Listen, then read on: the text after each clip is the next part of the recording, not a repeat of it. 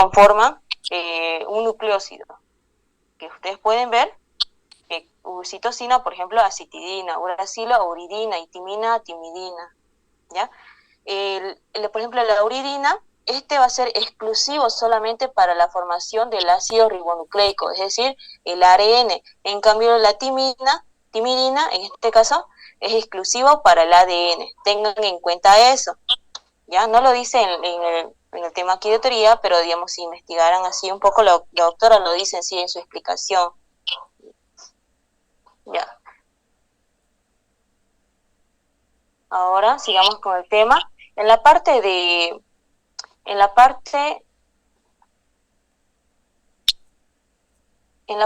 metabolismo de las purinas y pirimidinas,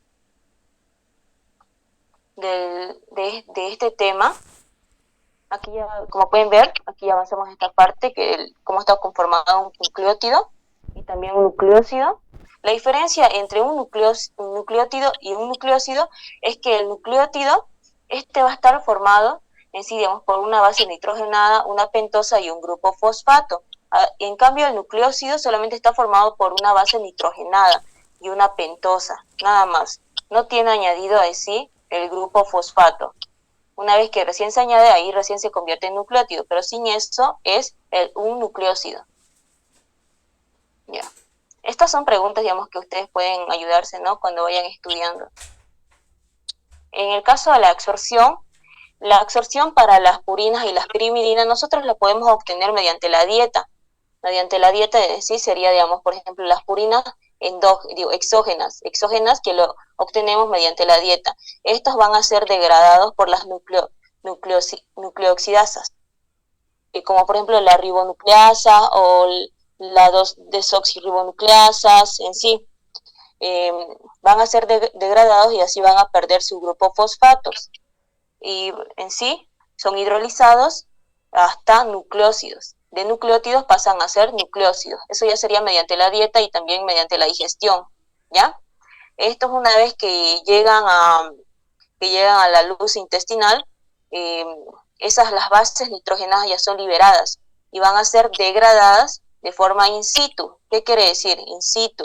Es decir, por acción de las bacterias, de la flora normal que nosotros tenemos, ¿no?, en el intestino.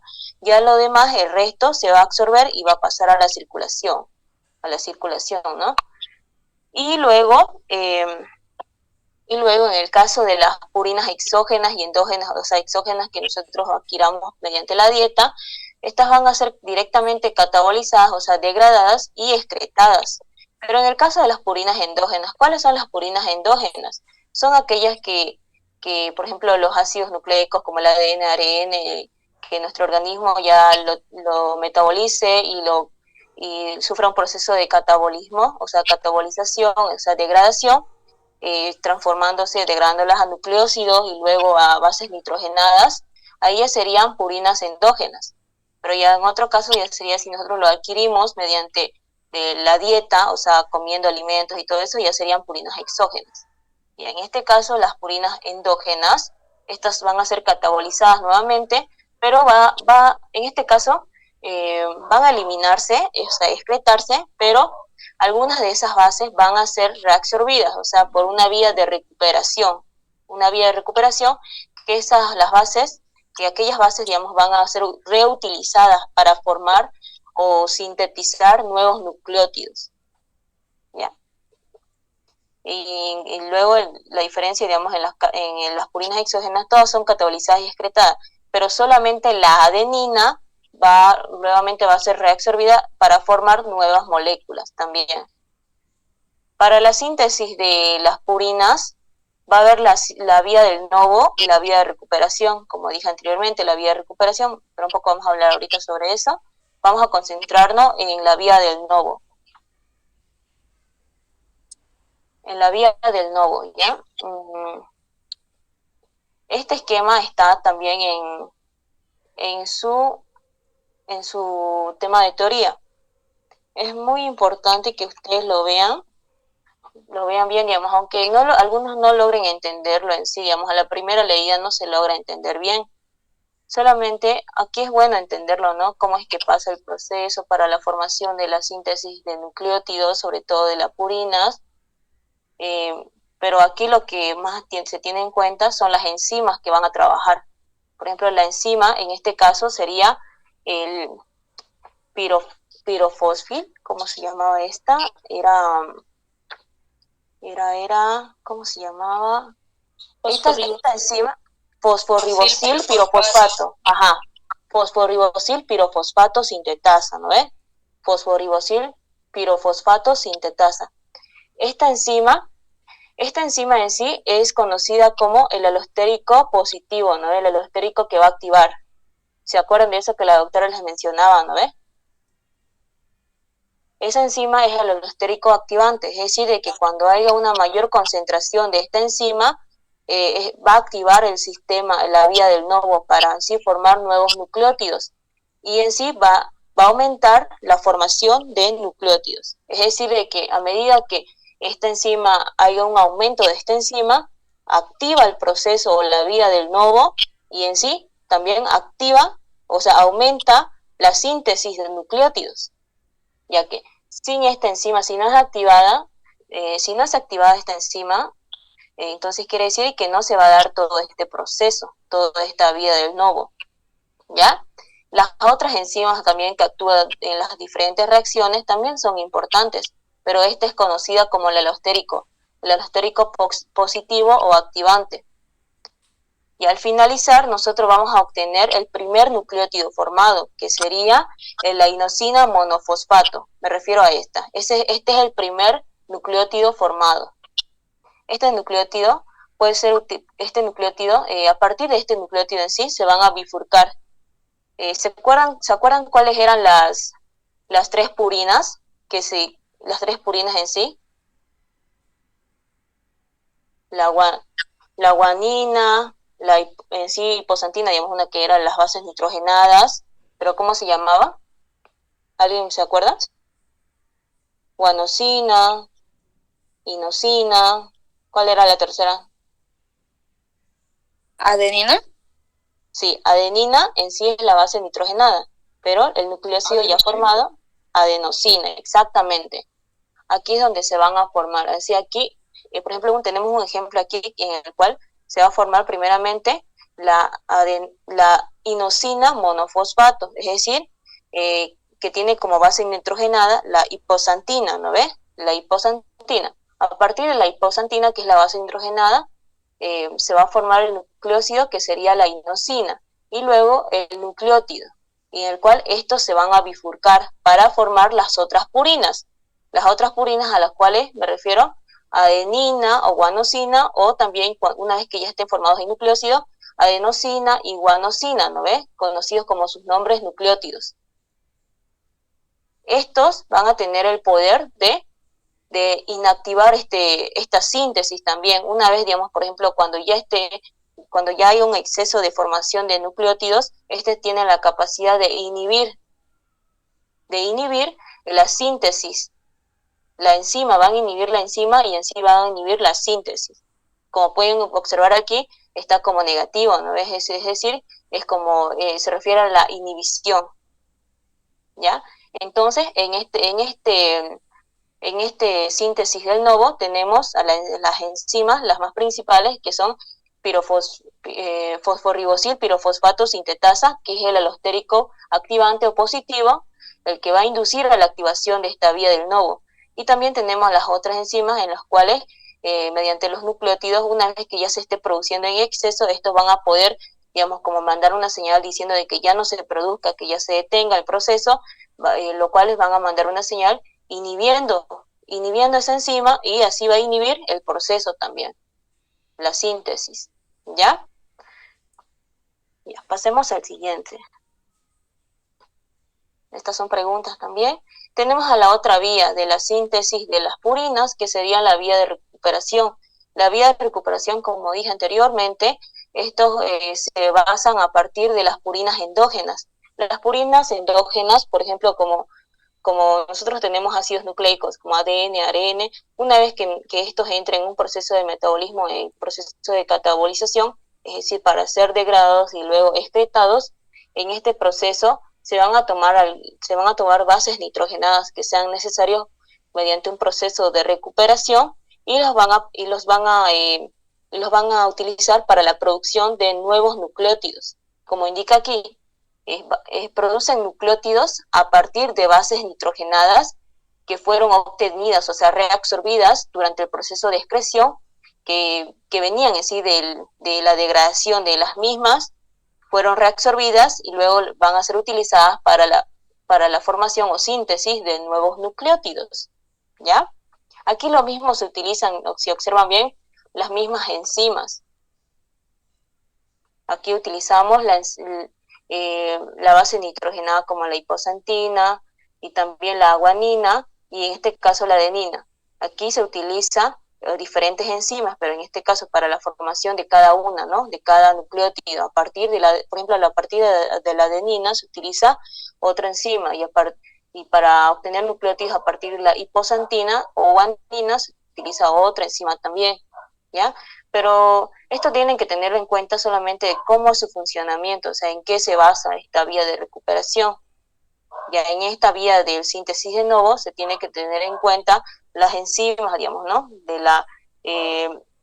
El alostérico activante, cuáles son los alostéricos de sí que son desactivantes, o sea, que inhiben, y cuál es el primer nucleótido formado, y en sí, ¿ya? Ahora, estos son procesos de biosíntesis de purina. Ahora nos pasamos al catabolismo. En este caso, en sí va a consistir, como su nombre lo dice, la degradación del ADN y el ARN, o sea, de los ácidos nucleicos, mediante el uso de las nucleasas.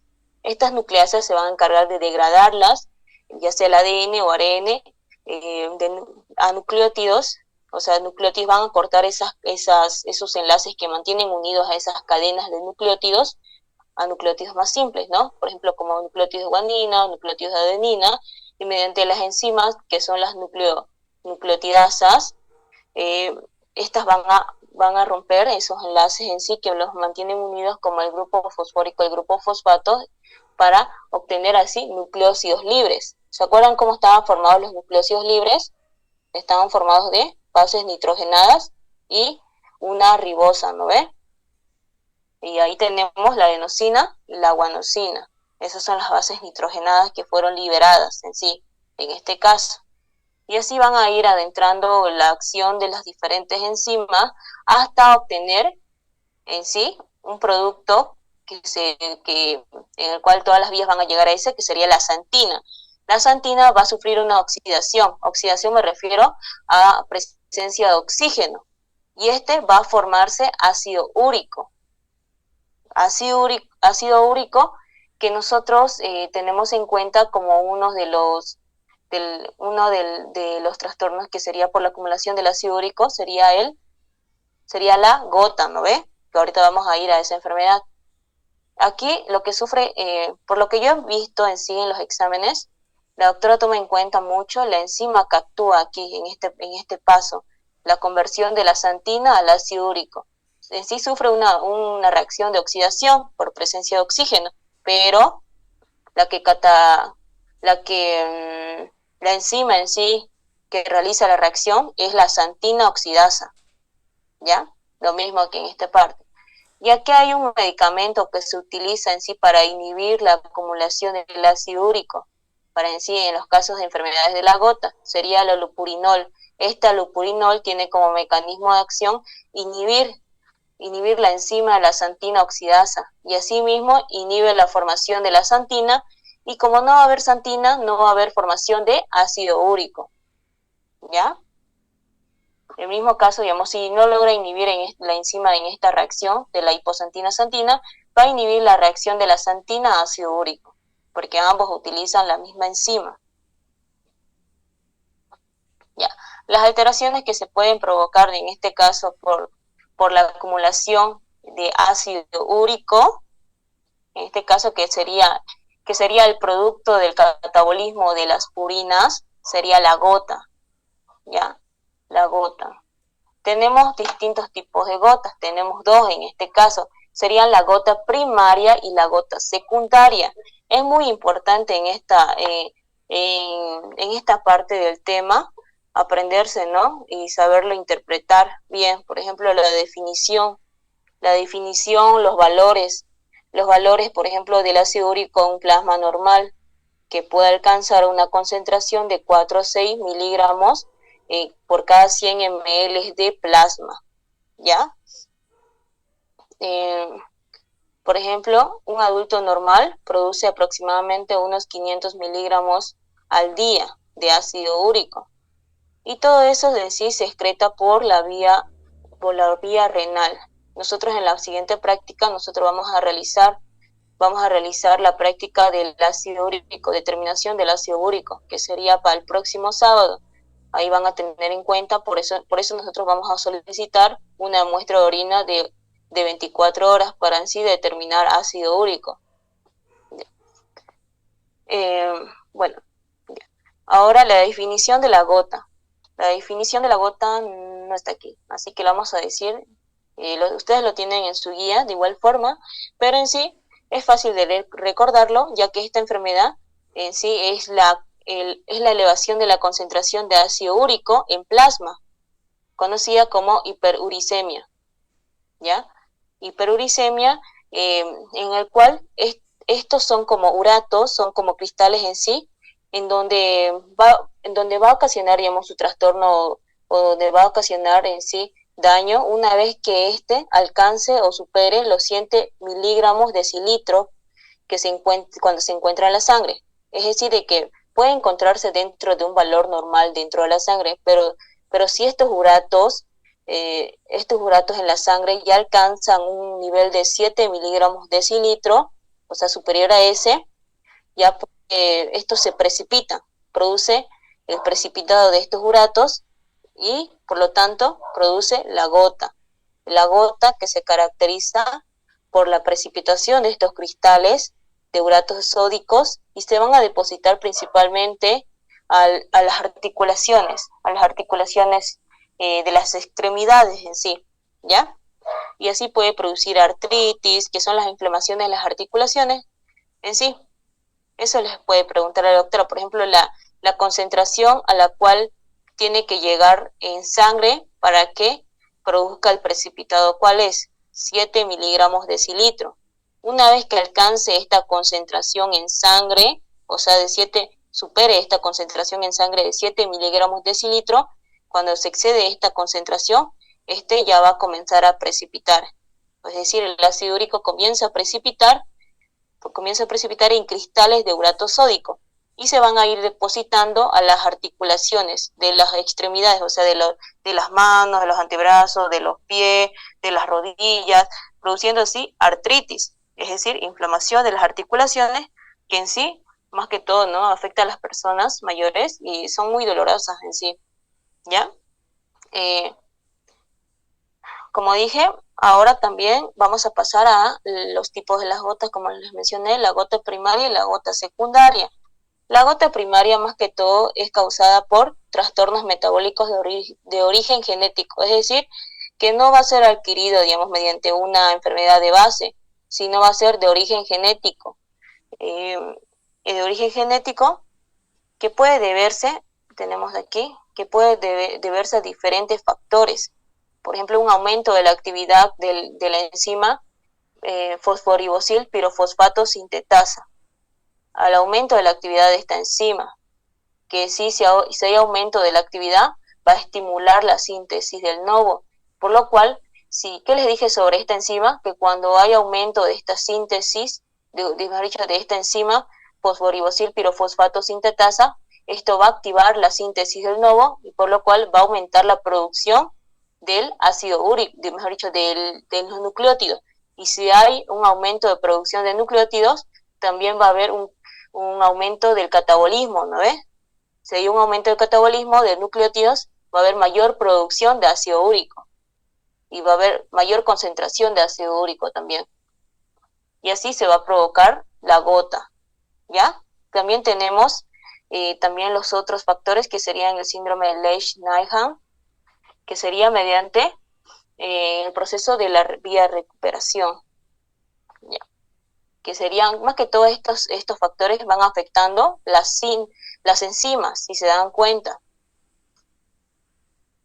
Luego tenemos a la tercera, que sería la enfermedad de von Gierke, que esta también lo mismo, afecta al alostérico positivo, que es el fosforibosil pirofosfato.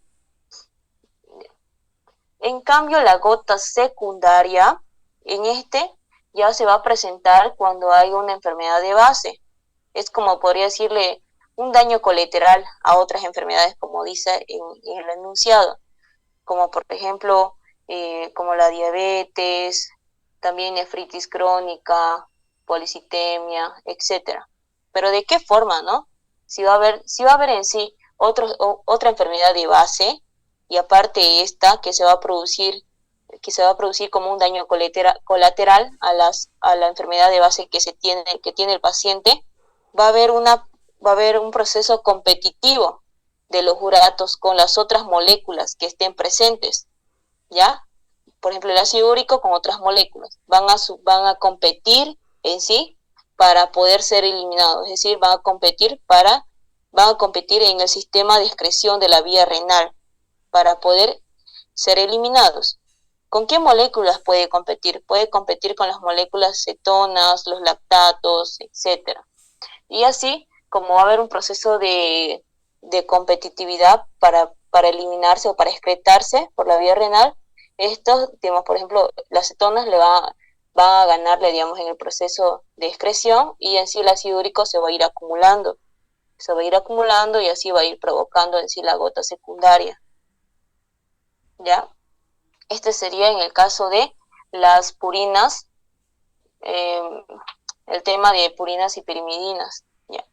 En el caso de las pirimidinas, tenemos en claro, aquí no hay de las pirimidinas, pero ahora te voy a dejar de compartir. Voy a compartir en el otro. Voy a compartir, ¿dónde está? Aquí estamos.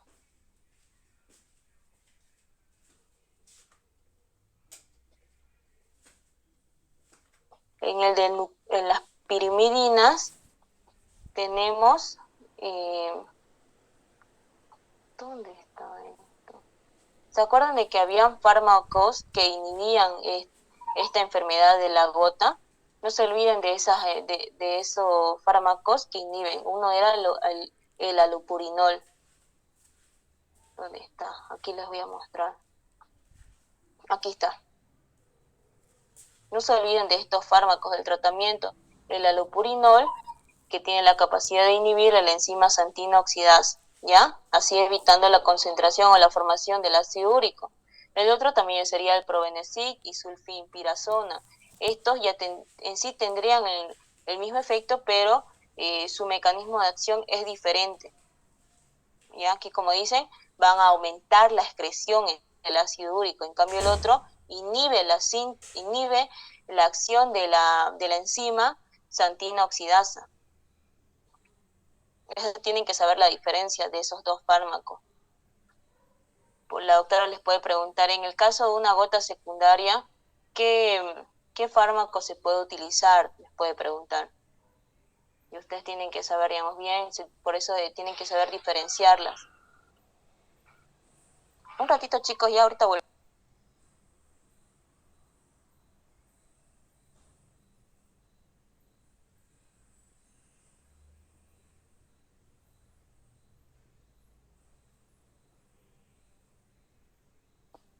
Ya.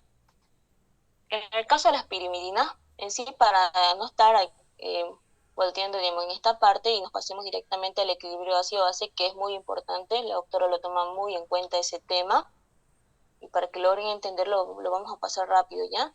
En el caso de la composición ya lo pasamos al principio. El síntesis del novo, de las pirimidinas, es similar al otro, solamente que aquí cambia las enzimas que se utilizan durante el proceso de la síntesis. Por ejemplo, aquí tenemos el carbamoil fosfato sintetasa 2, ¿ya? Este sería el más importante, ya que por aquí, si observan, también actúa la enzima fosforibosil pirofosfato, que también va a activar el carbamoil fosfato sintetasa, activándolo y así activando también esta síntesis.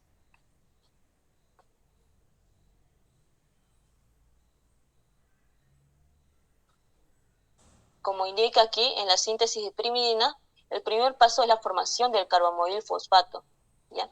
Que es catalizada por la enzima que tiene también un nombre similar, carbamoil fosfato sintetasa 2. Muy aparte de esta, también hay otra enzima que se llama carbamoil fosfato sintetasa 1. La 1 y la 2 se tienen que saber ustedes la diferencia de ambas. Estaba por aquí esa diferencia. Hay unos cuadritos que tienen que saber bien. Aquí está hablando de las dos enzimas también, si se dan cuenta, la carbamoil fosfato sintetasa que les mencioné, y también la otra enzima que actúa en la síntesis de las pirimidinas.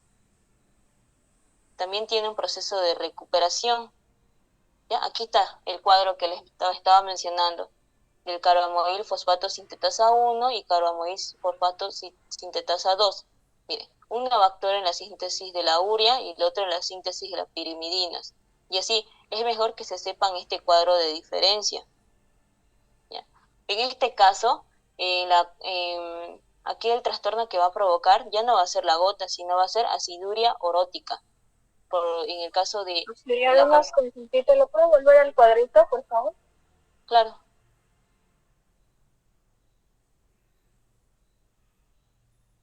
¿Ya? Gracias. Ya. En este caso, el trastorno que va a provocar va a ser la aciduria orótica. Este es para la elevación de la concentración de las pirimidinas.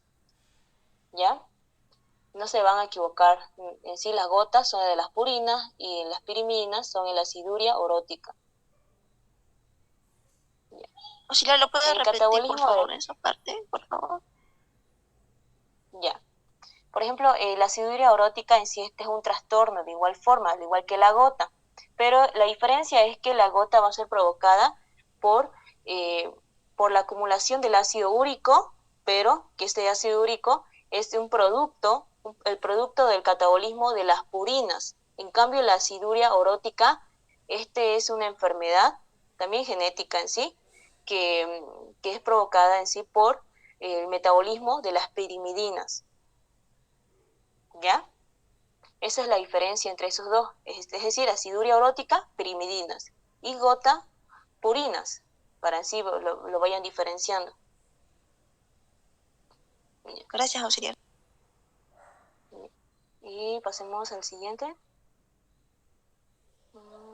Este es un cuadrito que, así para que lo vayan leyendo bien, a ver, vamos a ir a la parte del fármaco, porque si estamos aquí no vamos a tardar harto, y esto ya tienen que ir sabiéndolo bien, entendiéndolo. Aquí también hay fármacos, aplicaciones farmacológicas que ustedes tienen que saberlo bien. Hay una clasificación, aquí está.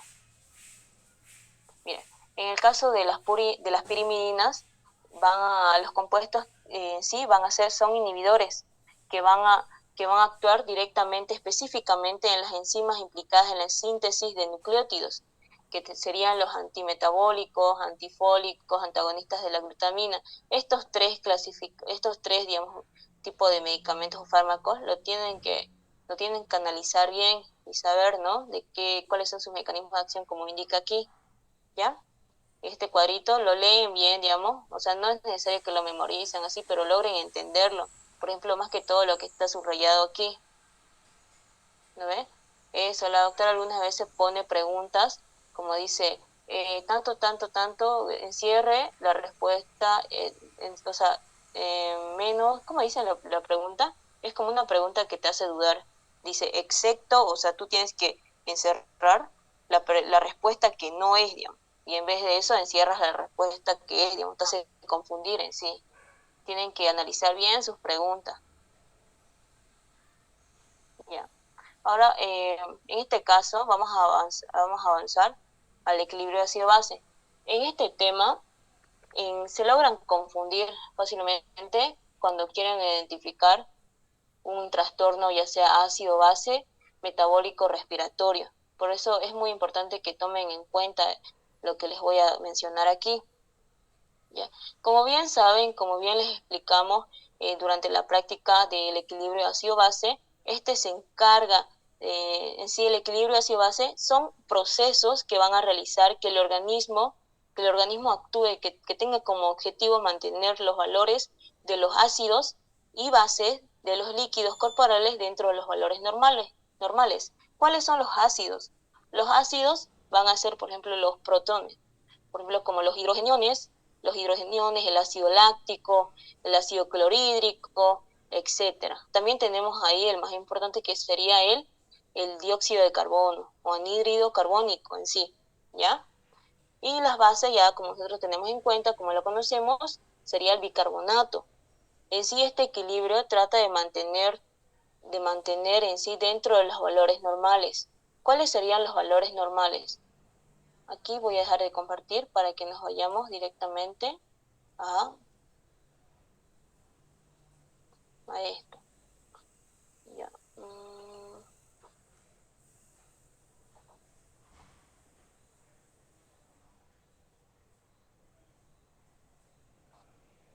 Yo voy a ir escribiendo aquí para que tengamos todo en claro.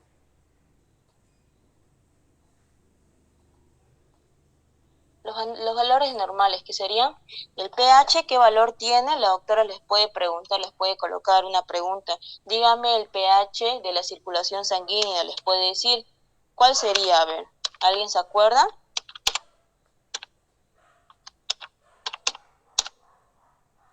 Lo estoy colocando ahí, pero... Ahí. 7,35 a 7,45, ¿ya?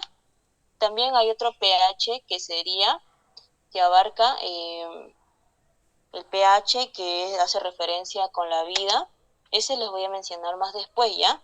Solo aquí les voy a mencionar los valores que se tienen en cuenta para mantener el equilibrio, que sería el otro, sería el dióxido de carbono.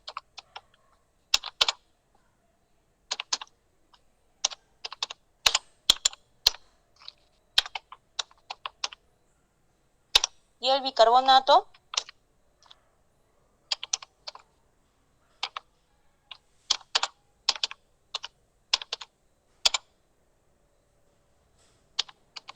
miliequivalentes.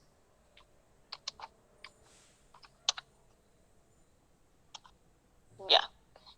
Estos son los valores, ¿no?, que tratan de mantener, son los valores de referencia que el organismo trata de mantener dentro de estos valores. En sí, hay otros más valores, pero se toma más en cuenta estos tres, ¿ya?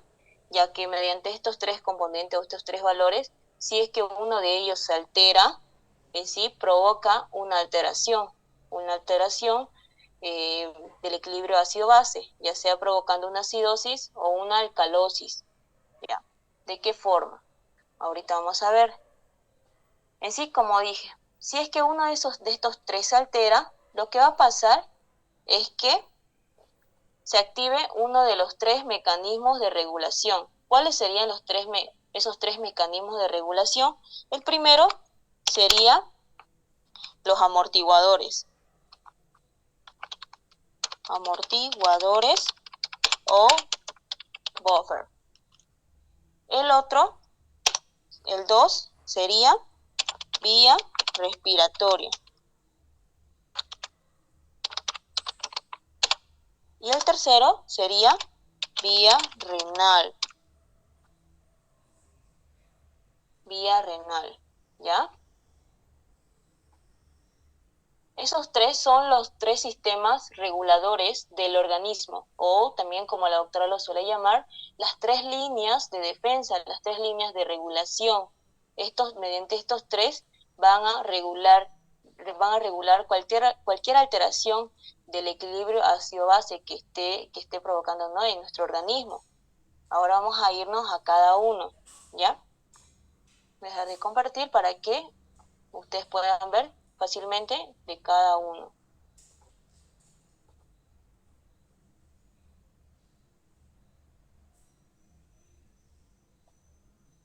Pero antes de empezar por esas tres regulaciones, les voy a mostrar esta parte, que es muy importante también saberlo, que tenemos a los ácidos, ¿no? Como les dije, los ácidos. Dentro de esos ácidos tenemos ácidos volátiles y ácidos no volátiles. Por ejemplo, los ácidos volátiles tenemos solamente como único componente sería el dióxido de carbono. Como es dióxido de carbono, este se va a eliminar simplemente por la vía pulmonar. No se va a eliminar ni por la vía renal, no. Por la vía renal no. Solamente se elimina por la vía pulmonar.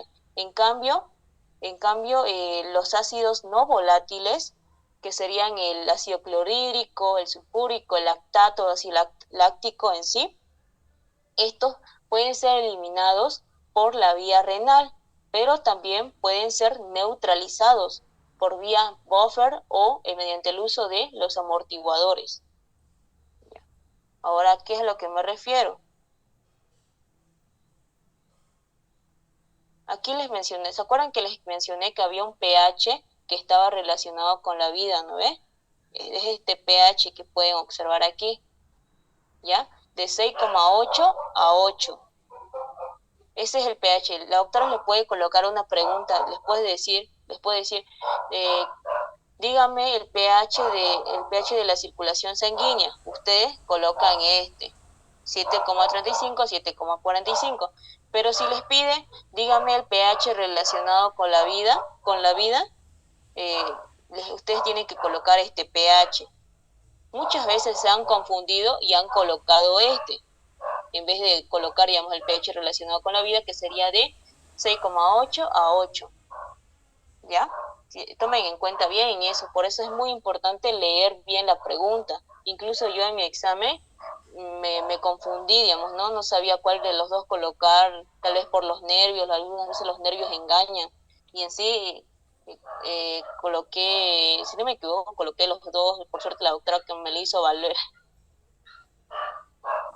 Me lo hizo valer. Sí. Un ratito, chicos. Uh-huh. Ya, cuénteme. Uh-huh. ¿Extracelular? Ajá. Extracelular, el pH extracelular es el 7,35 igual, ¿no? 7,40. Sí, es ese pH. Es ese pH. El 7,35 y 7,45. ¿Y el intracelular? ¿Intracelular? Uh-huh. ¿Ese pH les dijo la doctora igual?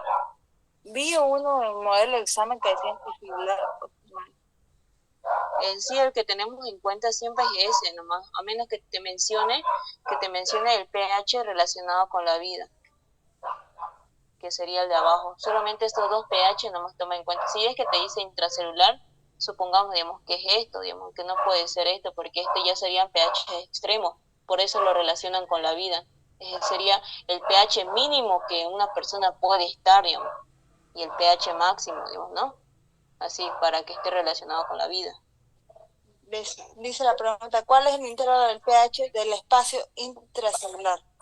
Del espacio intracelular, o sea, dentro de las células. Yo me vendría por la verdad, porque en sí no te da a entender, dice circulación sanguínea, digamos, es decir, ya sea plasma o las células, digamos, que estén dentro de esta. Y no dice, digamos, algo relacionado con la vida, digamos, como algo mortal, digamos, sí. Ya, muchas gracias. ¿Ya? Eso tengan en cuenta para que no se confundan. ¿Ya? Como les iba diciendo, estos son los sistemas, ¿no?, que ya les mencioné. Ahora vámonos al sistema buffer. En el sistema buffer tenemos en sí sistemas buffer extracelulares e intracelulares, pero el más importante, incluso entre el intra y el extra, es el bicarbonato. En sí el bicarbonato solamente actúa a nivel extracelular, es el más importante y el más abundante en sí, ¿ya? Aquí está, para que lo puedan diferenciar en sí, cuáles son de los intra y extra. En el extra, como indiqué, el bicarbonato es el principal, es el más abundante y es el más principal. Y también tenemos a la hemoglobina, ¿no? También tenemos a las proteínas, el fosfato, pero el bicarbonato es porque este actúa en conjunto con el ácido carbónico, bicarbonato y ácido carbónico, es como el tampón, digamos, el buffer. Y a la hemoglobina también se encarga, ¿no?, de disminuir la concentración de hidrogeniones mediante el intercambio gaseoso. y ya en el espacio intracelular, o sea, dentro de las células, tenemos como los buffers que actúan como las proteínas, ¿ya? Tenemos las proteínas, en este caso, y los fosfatos. Pero más que todo yo he visto que la doctora toma en cuenta el bicarbonato, digamos, el más importante y cómo actúa. En sí es muy bonito ver, digamos, cómo es que cada uno logra actuar mediante realizando su función. Eso lo van a ver también bien en las otras materias, es muy importante, por eso este tema de equilibrio ácido-base. Había más arribita, había como una reacción, aquí está, para que la puedan ver. Tenemos, por ejemplo, al bicarbonato. En el bicarbonato va a salir, una vez que el bicarbonato se reabsorba, ¿no ve? Por la vía renal, este bicarbonato entra en la circulación sanguínea. Este bicarbonato, si ya sea que vaya libre, circule libre y llegue hasta los pulmones, se una con un hidrogenión, que sería un hidrógeno que va a salir de la hemoglobina, y va a formarse el ácido carbónico. El ácido carbónico mediante la enzima anhidrasa carbónica. Y luego este mismo se va a degradar, o sea, a descomponer a una molécula de dióxido de carbono y molécula de agua. Y como está en los pulmones, este dióxido de carbono va a ser intercambiado por oxígeno, es decir, mediante el cambio gaseoso, ¿no? Va a ser eliminado el dióxido de carbono, mientras que el oxígeno nosotros vamos a respirar en sí nuevamente. Vamos a hacer entrar, ¿no? Oxígeno, intercambiando por el intercambio gaseoso. Y así vamos a ir eliminando el dióxido de carbono. Y si eliminamos dióxido de carbono, vamos a disminuir en sí la cantidad de ácido en nuestro cuerpo, ya que el dióxido de carbono es un ácido volátil, ¿no ves? Y el único que lo puede eliminar es por vía respiratoria, ¿ya? Digamos, de esa forma, amortiguador el bicarbonato, transportando el dióxido de carbono en forma de bicarbonato, y luego transformándose a ácido carbónico, y luego descomponiéndose a molécula de dióxido de carbono, y así eliminando. Ya. En el caso de la hemoglobina, cuando nosotros tenemos una gran concentración de hidrogeniones en el sistema, o sea, en la sangre, de circulación sanguínea, los eritrocitos, como tienen hemoglobina, va a adherir al hidrogenión y lo va a hacer entrar dentro del eritrocito, dentro de la hemoglobina, y así de esa forma la hemoglobina va a neutralizar, es decir, que va a disminuir la concentración de hidrogeniones dentro del sistema de circulación sanguínea, y porque está absorbiendo los hidrogeniones del sistema, o sea, de la sangre en sí, y está adentrándolos dentro del eritrocito, dentro de la hemoglobina, ¿ya? De esta forma también, digamos, también la hemoglobina puede transportar dióxido de carbono, y así se obtiene la carboxihemoglobina, ¿no ve? En el caso de las proteínas, actúa la albúmina, ¿ya? Vamos a pasar al siguiente para que no nos tardemos mucho. Aquí está, miren lo que les estaba mencionando, lo que les mencioné hace un momento, la relación, ¿no? De cómo es que actúa el bicarbonato. En sí el dióxido de carbono, para que pueda ser eliminado por vía respiratoria, porque es la única forma que puede ser eliminado, va a ir de forma libre, o sea, eso puede ser un 5% que va a ir de forma libre hasta el pulmón, o también va a ir unido a un bicarbonato, en forma de bicarbonato, va a ir hasta el pulmón, o también puede ir dentro del glóbulo rojo, que sería entonces carboxihemoglobina. Este glóbulo rojo, una vez que llega, o eritrocito, una vez que llega al pulmón, aquí ya otra vez nuevamente se vincula con el bicarbonato se vincula con una molécula de agua, como pueden ver aquí. El dióxido de carbono se une a una molécula de agua y así forma el ácido carbónico. y así nuevamente forma el bicarbonato, y este bicarbonato nuevamente se logra descomponer a, o sea, dentro de la hemoglobina, ¿no? O sea, eritrocito, el dióxido de carbono entra en la hemoglobina, el eritrocito, y con la molécula de agua forma el ácido carbónico. Una vez que este llega a los pulmones, se va a eliminar, o sea, se va a descomponer a bicarbonato, y este nuevamente se va a descomponer a moléculas de dióxido de carbono, y así va a eliminar nuevamente, ¿ya? Es decir, que tiene tres formas de llegar al pulmón el dióxido de carbono. Uno de forma libre, otro convertido en bicarbonato, otro mediante el transporte de los eritrocitos o la hemoglobina. Como les mencioné aquí. Estos son los, como les mencioné, pueden ir transportados en forma de bicarbonato, en forma de unido a la hemoglobina o en dióxido de carbono libre. Esta sería la forma, ¿no?, cómo actúa en la vía respiratoria. Bueno, pasemos, estamos hablando ahorita solamente de los buffers, es decir, el bicarbonato, el principal. Ahora pasemos a la segunda línea de defensa, que sería la vía respiratoria. Ya he estado hablando un poco de cómo actúa la vía respiratoria en sí. En la vía respiratoria, lo único que va a poder realizar, la única función que va a poder hacer, va a ser la eliminación o la retención del dióxido de carbono. Todo esto va a depender de acuerdo a la situación que se encuentre, ¿ya? Por ejemplo, va a ser responsable del mantenimiento del dióxido de carbono en el organismo. Esto puede ir realizando cambios, ya sea mediante la ventilación, como la hipoventilación o la hiperventilación. Es decir, cuando digo hipoventilación, quiere decir que la persona, su frecuencia respiratoria va a estar lenta, va a haber una disminución del intercambio gaseoso, por lo cual va a eliminar poca cantidad de dióxido de carbono. Y si yo digo hiperventilación, entonces el intercambio gaseoso va a ser más rápido, por lo cual va a eliminar de forma más rápida el dióxido de carbono, eliminando también ácido. Y así el pH también va a haber un intercambio en este caso. Todo esto para poder corregir cualquier alteración del equilibrio ácido-base que se esté provocando. O también este mismo puede provocar un equilibrio ácido-base. En sí puede corregir las alteraciones o también puede provocarlos, ¿no? Ya que tiene la acción, ¿no?, de ya sea de eliminar o concentrar el dióxido de carbono.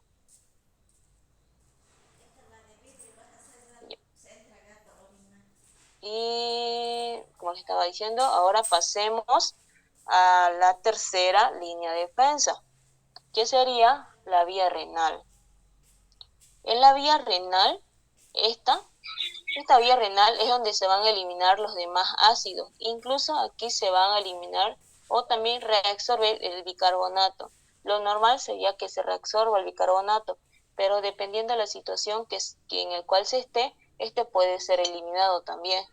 Puede aumentar su eliminación. La vía renal. ¿Cuáles son los ácidos en sí que van a ser eliminados? Pueden ser eliminados en sí los ácidos lácticos, también pueden ser eliminados en formas de amonio, también en sí más que todo la concentración de hidrogeniones, la concentración de este protón, mejor dicho, ¿ya? Este se concentra más en la excreción de los hidrogeniones y también la reabsorción o también excreción del bicarbonato. Mediante esto ya sea va a corregir la alteración o también también puede provocar una alteración. Como les dije, la principal acción de la vía renal es en sí disminuir el exceso del hidrogenión, ¿ya? ¿Mediante qué procesos va a disminuir esa concentración?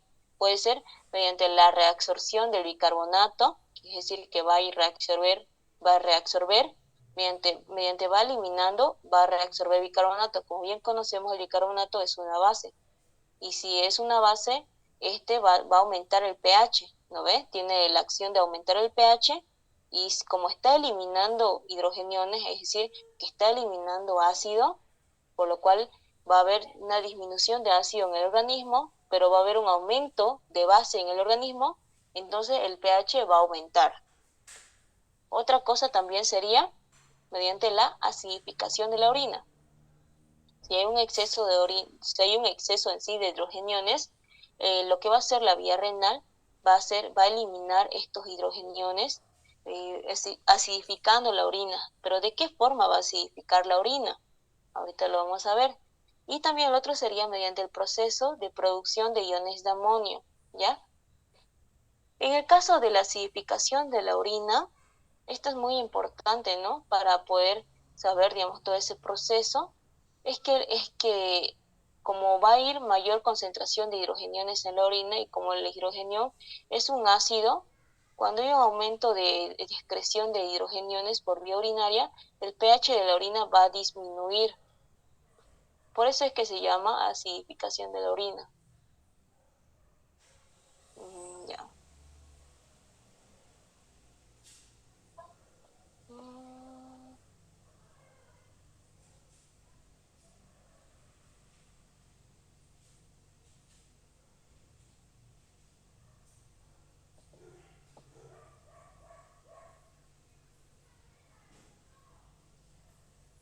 Ya, ahora pasemos a la parte de aquí. Esto es muy importante saber identificar los trastornos de equilibrio. ¿Qué es eso?